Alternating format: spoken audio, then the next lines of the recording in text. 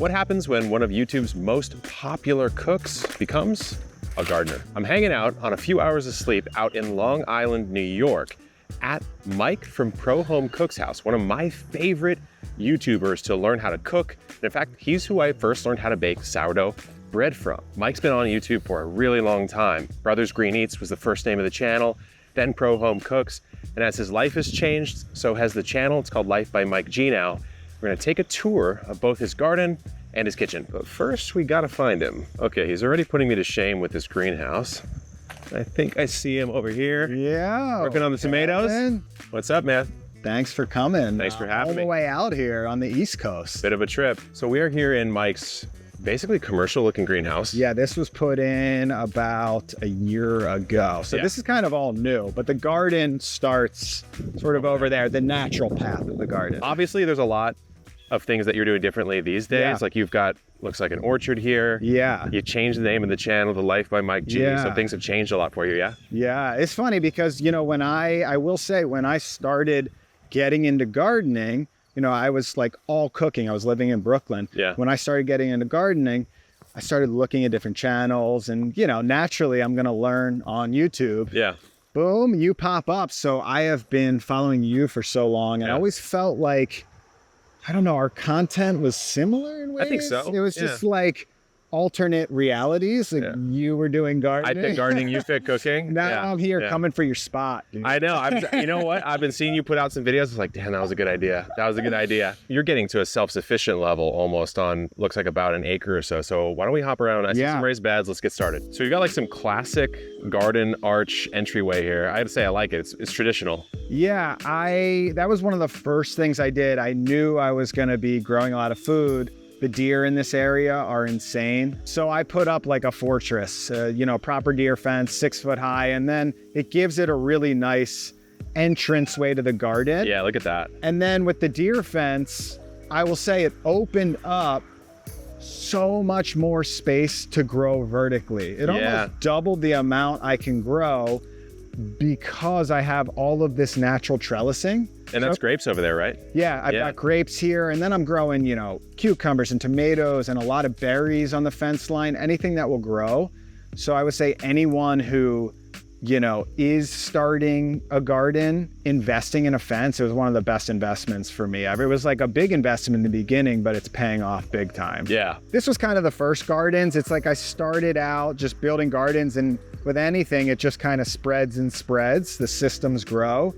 So I built these raised beds. So this section here, Mike, is like everyday use veggies, would you say? Like more easy access because it's close to the house? This is just a different form of growing. This is growing in raised beds, which is fun and has its own intricacies, as you know. Yeah. And then I have in-ground growing, I have trellis growing. So it also creates really fun landscape design, which to me has been one of the hidden benefits of gardening. It's been one of the joys for me, for sure. Yeah, the styles to me are what's so exciting. Like you can do raised beds, or you can do, I want to check this out next. It looks like you've got a very classic planting method over here. Let's check it out. Yeah, so this, again, with garden design, it's like, you know, I picked a spot. This was just grass. I figured, okay, let me put in some trellis systems here. And I started growing grapes on this, but the grapes were young. So this year we decided to do Three Sisters style planting, and it just absolutely went off. We grew so much winter squash, as you can see here. Wait, there's actually the biggest squash we've ever grown. So you've got corn, beans, squash. Look at this guy. That's a tank. Yeah. Wow, that's big. That's heavy too. Yeah, so we did the proper, you know, beans around the corn, squash as cover crop. Yeah. And it's amazing how much food you can produce in this little 4x10 bed. Yeah, this is not too big. You know, first year we were growing in there, and man, just so much production. We grew sunflowers for pollination. You know what I like a lot about this setup that I haven't seen in other Three Sisters is you've got grapes right over here and right here, right? So you've got the grapevine structure coming up, but it's dormant right now. So you're like, okay, it's establishing its first year. Why not just grow something completely separate? And that was exactly the idea. Like, we weren't going to get any grapes. Let's just pump out some other food. Yeah. And now I'm like, man, I want to put up this kind of trellis everywhere because you can just maximize the amount of food. It's very modular. And you got strawberries, looks like, down below, too. Strawberries below. They came in. I mean, they're long done, but they came in before. Tomatoes, just everywhere you'll see. Like, we're still heavy in tomato season. This I'm excited about. This I really want to hear about. So this is the orchard,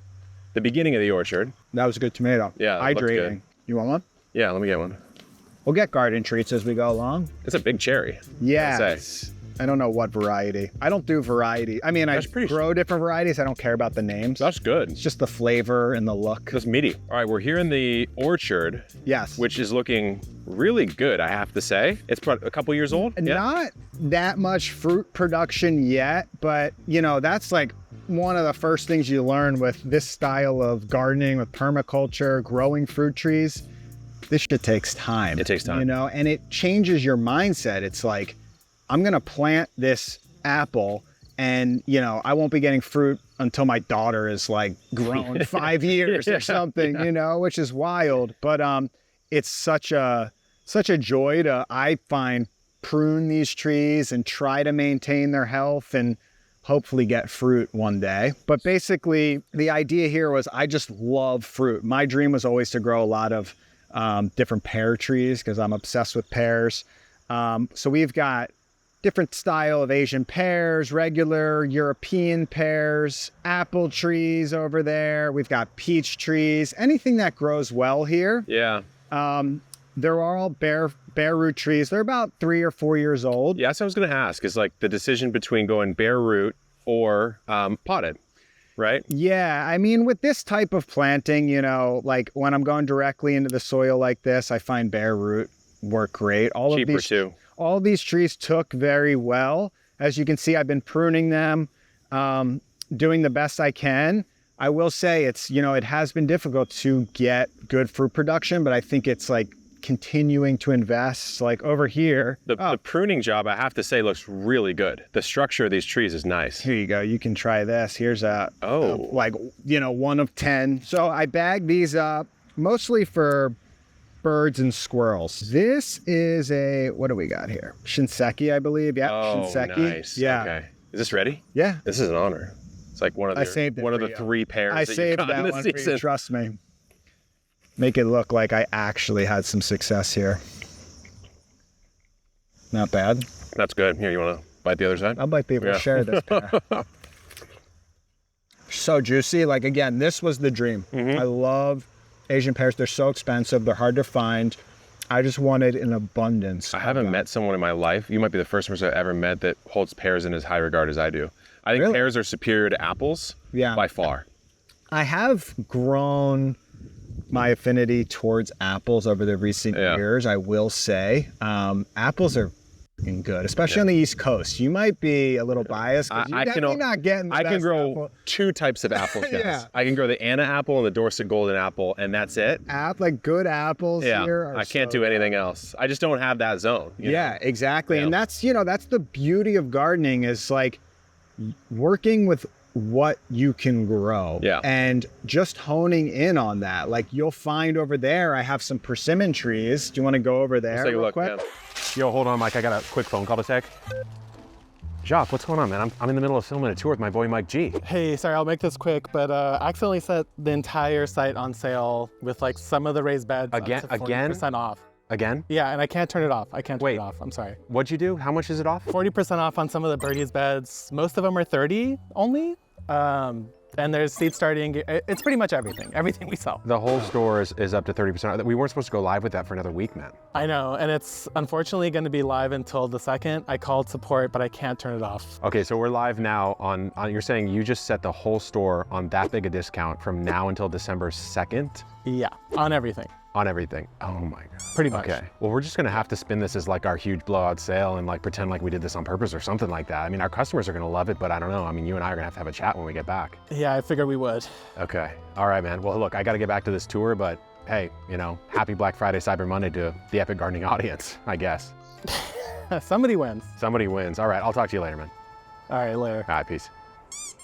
I've got these persimmon trees and I planted them not knowing what was going to happen. You can see, like, look at these. They're still green. I've got persimmons that are nowhere near this size. But they're going off and they, take no pest damage because these leaves are so thick. They're waxy. Yeah. That's what you learn. It's like you want to grow everything in the beginning. It's a classic mistake. Not a mistake. It's just you got to learn what works in your zone and specifically like the climate of your property as well. Things like this, huge success. So then I would plant more and like they're just easy to grow. Having different types of fruit ripening at different times obviously is a huge benefit. Successive ripening for sure. So the orchard probably needs a couple years to establish, I would say. I would like to get to the point where there's so much fruit on those trees that like I barely have to grow fruit. You know, I can preserve the apples and the pears. And I think that's the beauty about growing fruit trees is one day I feel like you just have an overload. Yeah. I've seen your trees. You've had some serious. I've had some monster crops. years. Yeah, peach this year. My citrus is like it's 4 years in. Now it's starting to go. I have a huge peach tree over there.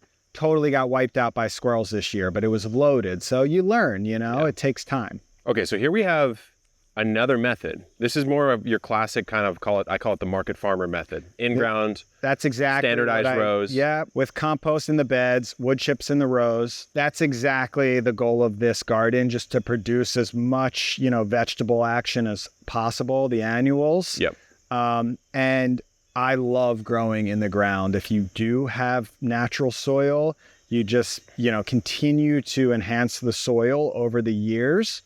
And this thing has become so productive. It's a little bit of like a turnover right now, obviously in September. Sure. But you can see like under here. Yeah, let's pop it open. We're getting some serious cabbage that we're going to be turning into kimchi. This whole row is cabbage. Yeah. And you got it under the hoops because the loopers will get to it, right? Yeah, exactly. Instead of spraying, some things we'll put under cloth like this. Some things, don't need it. Nice fall artichoke right here.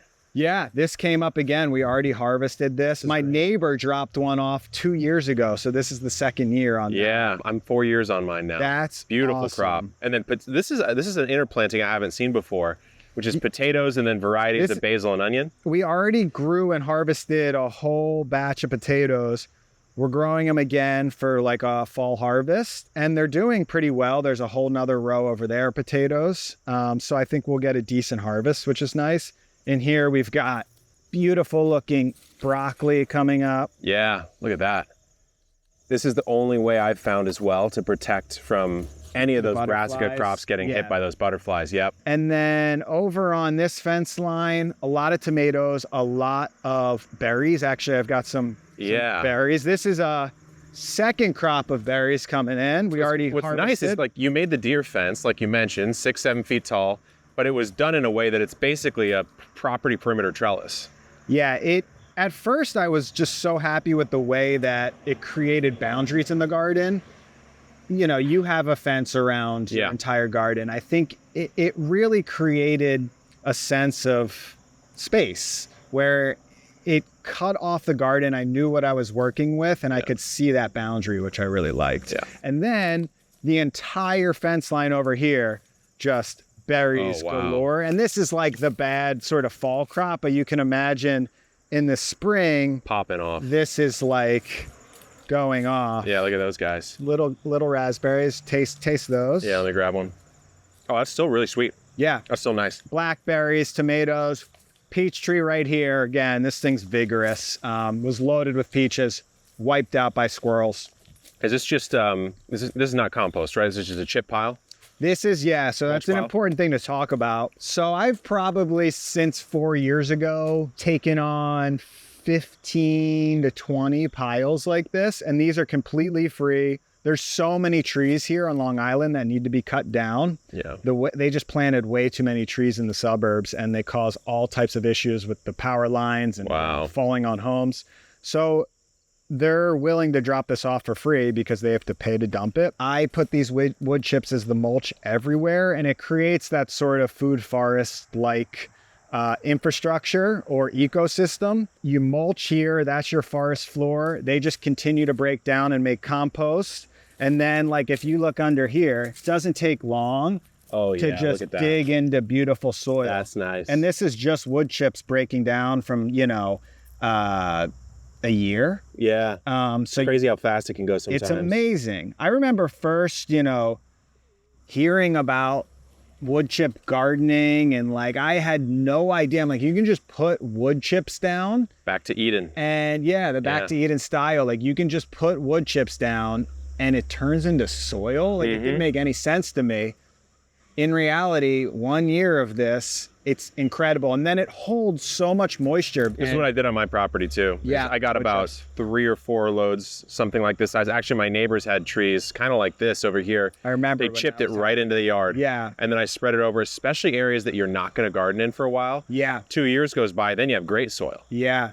And that actually leads us into this area right here. Back to the which greenhouse. was just grass. I put a tarp over that for like 4 or 5 months. Yeah. Completely killed the grass. So that brings us to this beast right here. Look at this guy. Looks like 15 by 40 feet maybe.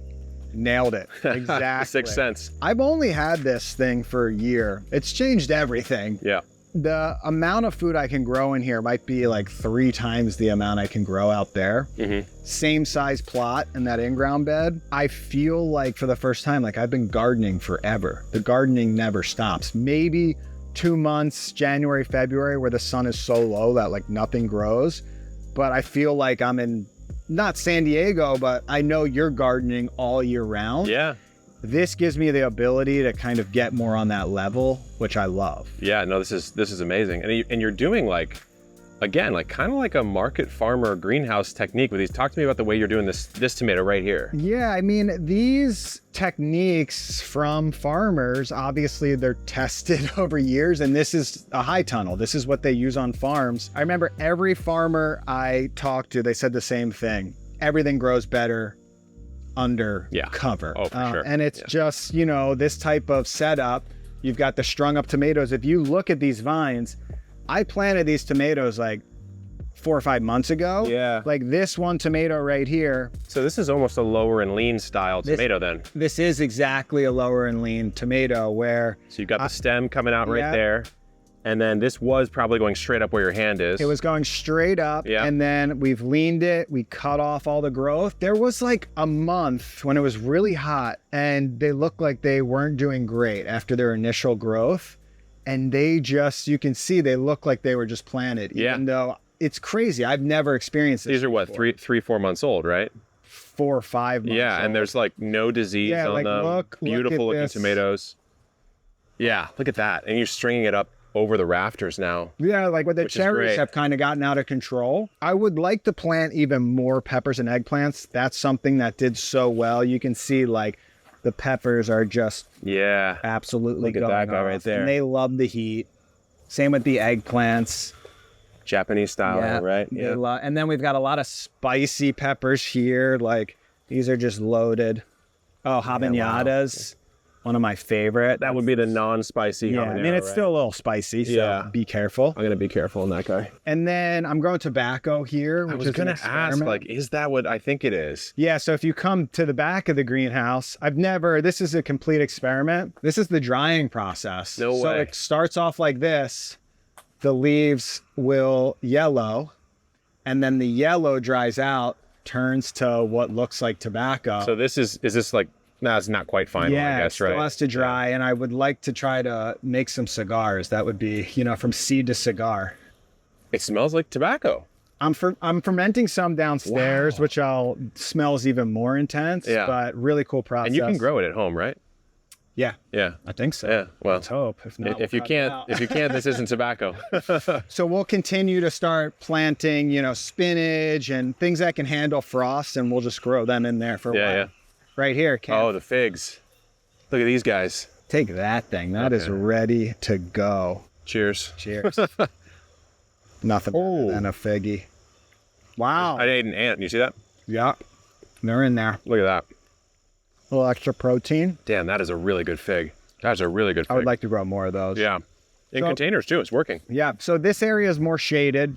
That's where you get into, other forms of self-sufficiency. We have I see something I like. Yep. Rainwater capture. This is where we really, we bond. And I, remember watching your videos and getting a lot of inspiration from your system. Always knew I wanted to do this. So this is the main jug, we'll call it. That I will pump over to the greenhouse. Okay. And there's another system, the blue one in the greenhouse, to water the entire greenhouse. Yeah. I will say I would like to get another one. You got the space for it. Ultimately, there's so much rain on Long Island, and I would like to get to the point where I am watering the entire garden on rain versus obviously, the municipal water system. That looks Compost. awesome. Oh yeah, you here. got the compost here. 3-bin system. These I put in for food scraps. You can see here. So this is still standard hot compost here? Yeah, so let's see what happens if we dig this up. I put got the the compost food in the heavy duty plastic bins because of the pests. Yeah. And that totally protects it. Everything else goes into the other one. So let's see what we have. It's getting there. Let's see if there's any yeah, so you can see starting to just see it go, all yeah. the worms and Yeah, look at that. You're starting to see the chips kind of break down and they're the breaking shavings. down. Yeah. So I just do wood shavings and all my food scraps. If you have one of these, food scraps for an entire family for a year would just break down in there. Yeah. The amount of food that can break down saves a lot of trash space. Speaking of, we got some guys breaking down Yeah. food over here too. Girls. The flock.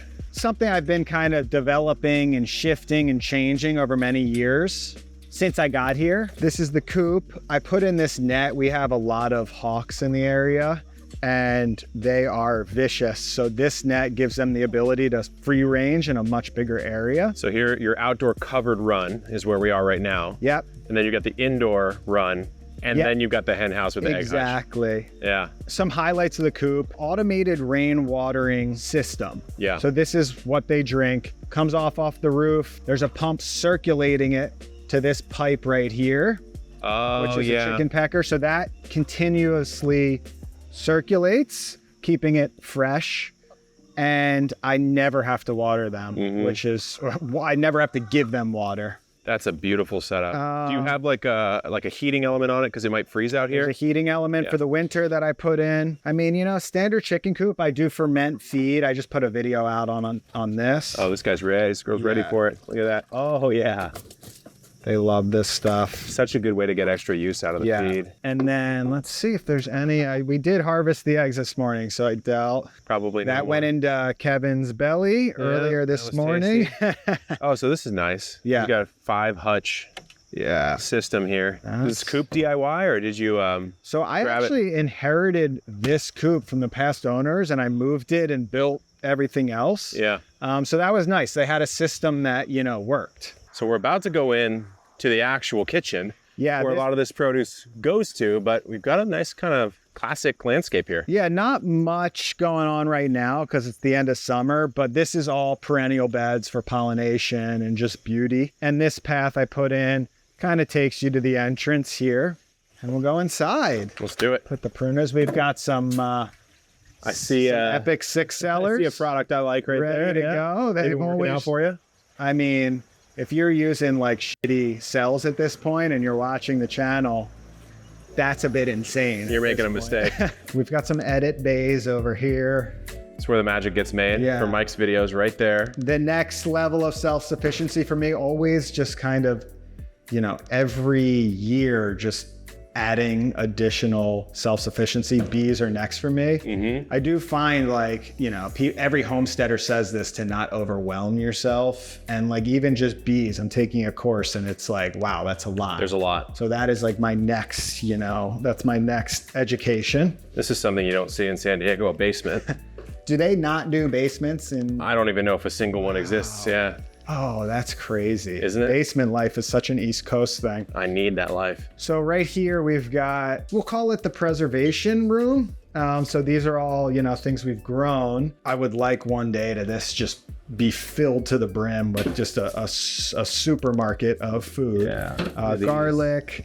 these, I forget the name. Beautiful of this squash. Yeah, so Really we're starting nice to harvest a color on that. lot of winter squash. Yeah. Onions, potatoes, Look at that. butternut. Baby butternut. This is seed garlic. And then we've got all types of preservation projects here. So I did a whole video on pickles.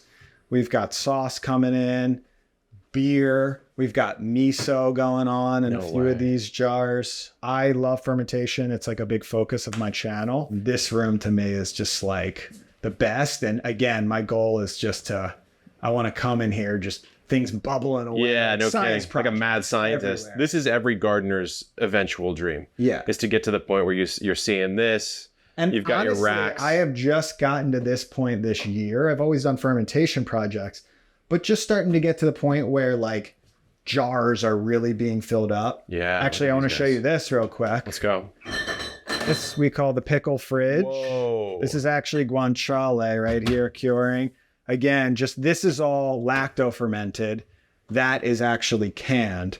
So these are active, but will last, a long time. So these are all lacto fermented different. We've got sauerkrauts here, kimchi's, all types of miso. This is homemade miso, pickled watermelon, pickled peppers. Look at this. Over here, this is what I was talking about, where this is the process of fermenting the tobacco. Oh, no way. Yeah, So you so- actually, I didn't know you had to ferment it to Now get it smell kind of ready to go. this. Now that you don't Oh, yeah. have to, but It's the there. fermentation, like anything, it develops the proteins Look at and like that. really changes. Pro Home Cigars coming Yeah, soon.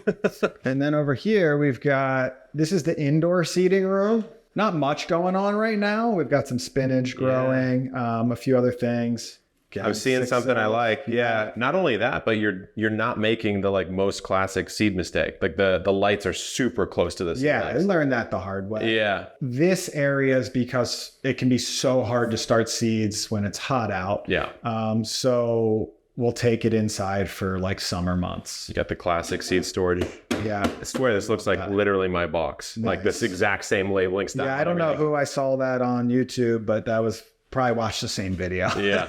All right. Now it's time to see the Let's go The money to where shot, the magic the happens. kitchen. So for me, I grow food to cook it. I'm not just gardening. Gardening is fun, and I love doing it. But the point is to get the best produce to, have the healthiest meals I can make. This is Carly. Hey, Carly. Carly helps out in the kitchen and the garden. She's a pro. What do you got going on? Got potatoes roasting, got some soup, marinated tomatoes. Kind of smashed roast potatoes. Yeah, smashies. Got a critter plate. Oh, lunch for wow. Plate. Oh my goodness. Oh, Carly. look at this. The pickle plate I'm obsessed with. That looks amazing. So this is my maybe 5th studio. I'll call it kitchen studio. I've learned a lot. I've had all different types, I've had a kitchen studio for years that was this big that I worked in. And Back in Brooklyn. many videos in, a little galley kitchen in Park Slope. This has like fully automated lights, which makes filming nice and easy. You can adjust the color. My daughter likes turning it to Party mode. different colors. There you go. So this is where I make the cooking videos. Yeah. I will say, the channel is kind of transitioned now into both gardening and cooking. So for me, it's like finding this balance. I'm trying to figure it out constantly, figure out what the audience wants, what I'm into.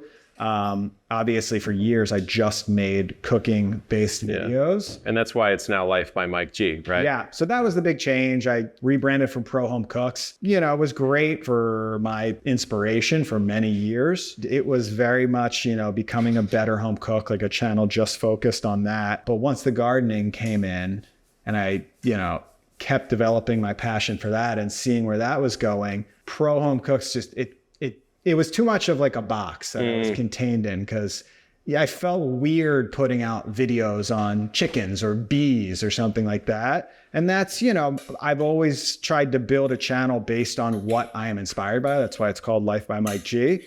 So that was the idea there. More of self-sufficiency, and cooking will always be there for me. Okay. From the garden to the kitchen, the pickle plate. Oh, it's like a miso cucumber. That's the kimchi, right? Oh, kimchi. Those are the pickled Garlic scapes. Garlic garlic sticks. Yeah. scapes. What were those red peppers called again? Habaneros. Habaneros, and then this is Ooh. pickled watermelon rind. Damn, the garlic scapes. I'm very happy we're at the place where we can make pickle Yeah, plates. pickle plate. Look at this right here. This just looks so good. And then we got fresh from the garden. Oh, crudité. This has become a mukbang. Yeah. We're doing a mukbang. We do a whole nother video. Yeah, I think we should. Dude, it's been cool to see the garden. I hope you Yeah. guys enjoyed kind of behind the scenes of a channel that I found a lot of inspiration from. Actually, you taught me how to make sourdough. Jacques on our channel is going to be mad because he's going to say he taught me, but actually I first learned from you. And I think he might have too, if he's being honest. Yeah, let's be real. Let's be real, Jacques. It's so funny how it all just intermingles, all Yeah. of the content inspiration. It's everywhere. Me learning from you learning from me learning from Jacques. Yeah. There's plenty of that Yeah. going on. Yeah. It's really cool to just, because we've been YouTubers for a decade now. Yeah, I mean, I feel like we both came from, we're coming at this, we're trying to strike at the same core, which is how do you do more stuff for yourself and like live a life that's just a little bit more self-sufficient Yeah. and like maybe a little more wholesome. Yeah. That's why I think I always related so much to your style, because again, the sort of systems, obviously you show less cooking, but you have shown things over the years, Here and there, yeah. especially on the homesteading channel. But, our systems that we've built out and what we're into, chickens, water capture, gardening, it's all the same. It overlaps quite a bit.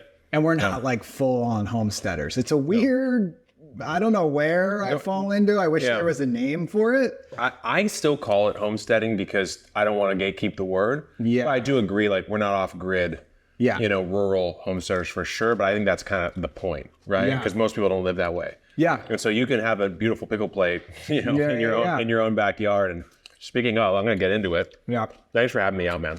It's been great. Problem, man. It's so exciting to finally get you here after years. I mean, we've talked for a while. Years, yeah. But in person. Oh wow, the watermelon rind is fire. All right, we will stop the mukbang here, guys. Good luck in the garden. good. Check out Mike's channel, Life by Mike G. We will see you next time. Good luck in the garden and keep on growing.